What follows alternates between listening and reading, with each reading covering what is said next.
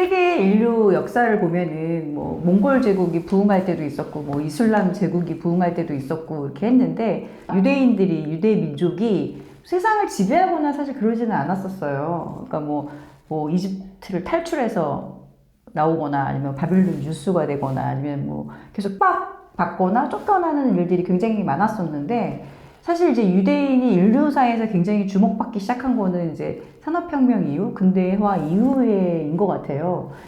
이 책에서도 이제 소개해 주셨지만 그 중에 대표적인 인물들 몇 분의 모제스 멘델스존이나 아니면 로스차일드 가문 이런 분들이 중요한 역할, 그러니까 현대 사회에 그 유대인들이 이렇게 막강한 영향력을 끼칠 수 있게 한 기점들이라고 보는데 어떻게 생각하세요?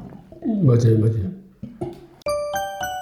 왜 그렇게 중세 기독교 사회에서 그 유대인들이 이렇게 핍박을 받고 개토에 우선 갇혀 살아야 됐는지 그 과정을 먼저 설명을 드리면, 우선 유대교와 기독교 그리고 이슬람의 가장 큰 차이점과 또 공통점은 뭐냐면, 우선 공통점은 아까도 말씀드렸지만 세종교가 탄생한 배경이 같은 조상인 아브라함과 이 히브리 성경을 경전으로 받아들이고 나서 세종교가 탄생했다는 게 이제 공통점이고, 그러다 보니까 그들은 이제 부활과 하나님의 심판, 최후의 심판 이런 걸 세종교가 똑같이 믿어요. 그런데 다른 점이 뭐냐면 예수에 대한 관점이 틀려요.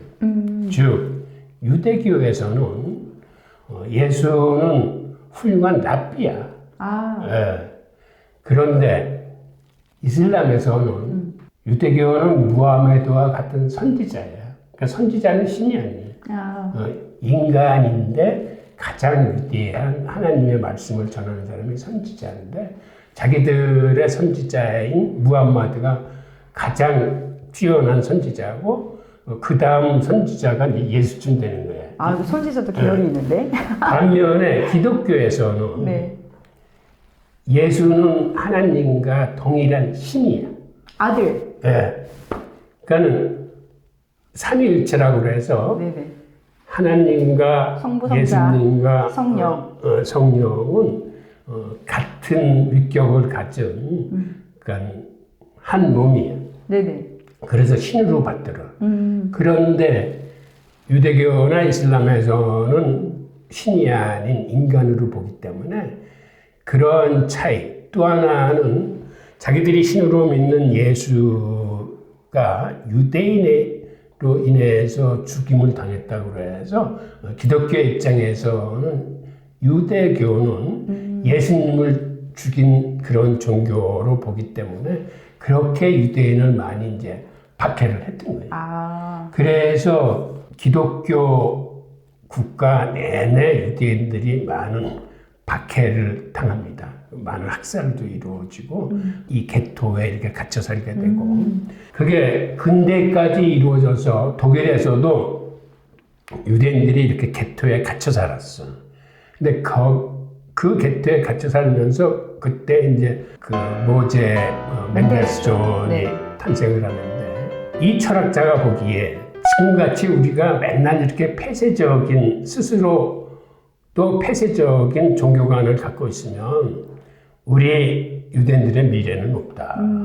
앞으로도 계속 이렇게 같이 살고 이 사회에 적응을 못하면 안 된다라고 생각해서 그 양반이 받아들인 계몽주의에 의해서 어떻게 하면 유대인들을 계몽을 시켜가지고 당시 그들이 생각하는 현대사회인 독일 사회에 접목을 시키려면 이를 어떻게 해야 될까라고 생각을 하면서 그들한테 이제 독일어도 가르치고, 그 다음에 옛날 정통파들이 믿는 그 교리를 가능한 현대적으로 해석을 해서 자기 동족들한테 가르치는 거예요.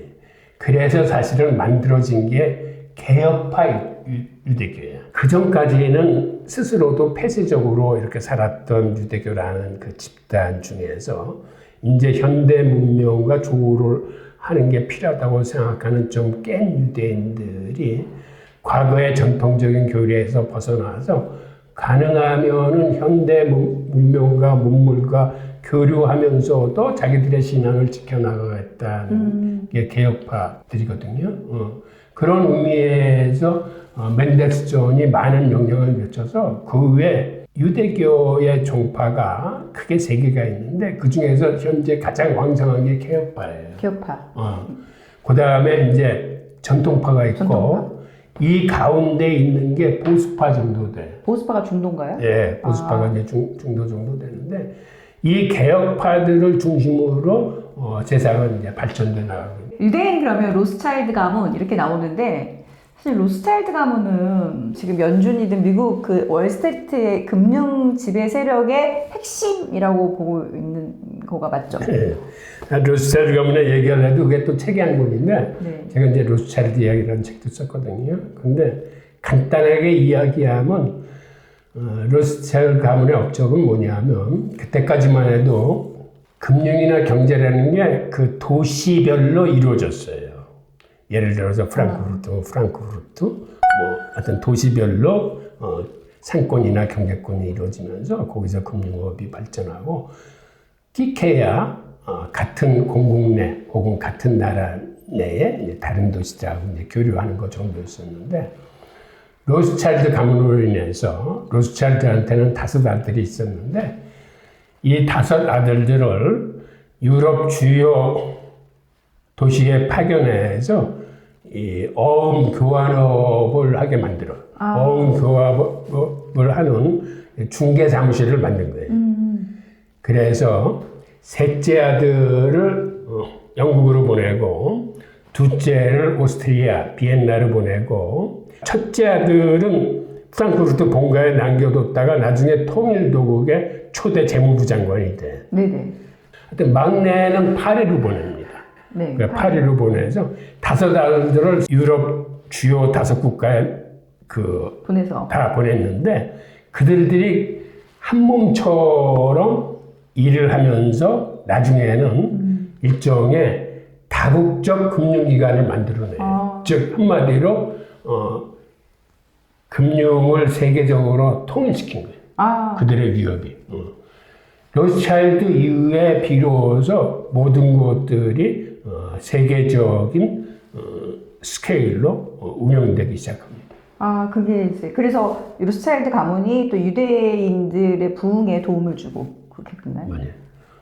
우선 로스차일드 가문이 나중에 우뚝 서가지고 그 당시에 금본위 제도의 화폐 시절에 그들이 세계의 금광이나 금유통을 다 장악을 해. 그러니까 한마디로 이미 그때 세계의 통화 시장을 그들이 다 장악을 하게 돼요. 그리고 그 뿌리가 지금까지 내려온 거예요. 좀 어마어마한 가문이네요.